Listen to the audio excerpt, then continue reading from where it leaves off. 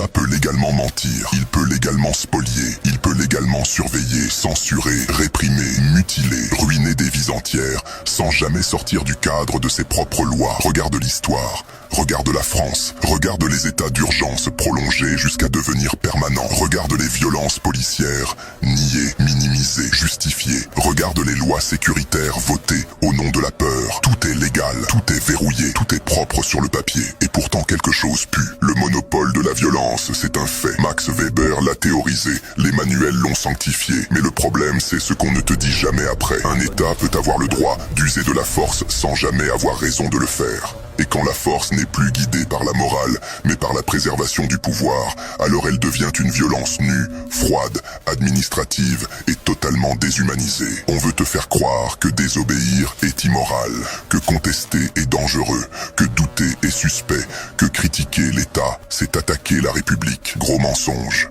L'histoire montre exactement l'inverse. Toutes les grandes avancées humaines sont nées de la désobéissance. Toutes. Les droits sociaux, les libertés, la dignité. Rien de tout ça n'a été offert gentiment par un État bienveillant.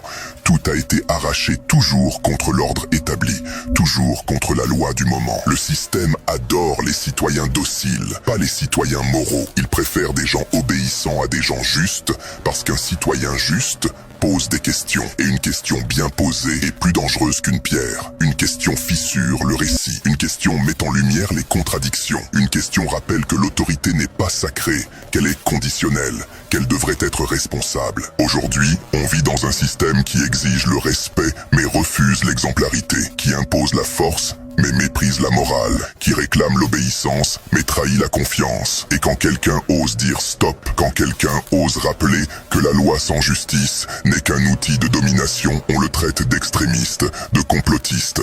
Toujours les mêmes étiquettes pour éviter le débat de fond. Le danger pour ce système, ce n'est pas la violence d'en bas, c'est la lucidité. C'est une population qui comprend que la morale ne se délègue pas, qu'elle ne se confie pas à des institutions opaques, qu'elle se porte individuellement et collectivement, sans permission. Alors oui, l'État a le monopole de la violence, mais la morale, elle t'appartient encore. Et c'est exactement pour ça qu'on essaie de te la confisquer, de te la diluer, de te la remplacer par des slogans, des injonctions morales à géométrie variable, des indignations sélectives bien calibrées pour les réseaux sociaux. Ce que tu entends ici, ce n'est pas un discours confortable, ce n'est pas fait pour plaire, ce n'est pas fait pour rassurer, c'est fait pour réveiller, pour fissurer le décor, pour rappeler une chose simple que le système déteste entendre. La force sans morale n'est jamais légitime, jamais. Et quand ceux qui gouvernent oublient ça, ce n'est pas aux citoyens de se taire, c'est aux consciences de parler. Et certains endroits permettent encore de parler plus librement que d'autres. Ceux qui comprennent, comprennent. Les autres passeront leur chemin.